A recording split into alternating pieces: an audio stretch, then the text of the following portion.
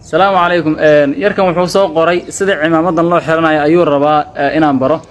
laakiin xaqiiqatan wallahi Umar ay iga yaqaana marka insha Allah taala Umar ayaa wuxuu ku tusi doonaa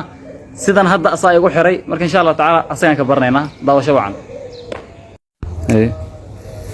noo sheegal mar xoogan fancy waxa sameynaysaa marka yarbuusi xoogan marka waxa sameynaysaa qaybta hoose waa isku qabanaysaa intaas la sameeysaa halkan waxaad keenaysaa garka hoostiisa kamarad meel kasta ka qaban diyaar dhinacyada halkan hadda soo leeyahay kana soo leeyahay labada ulood hay marka labada ulood in la sameeyo in yani naam ana waajib in la sameeyo kana la codka bedelayna ayna soo dhahaa insan soo dhahaa soo inkii soo sameeyo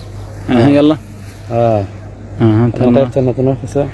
tan noo sameeysaa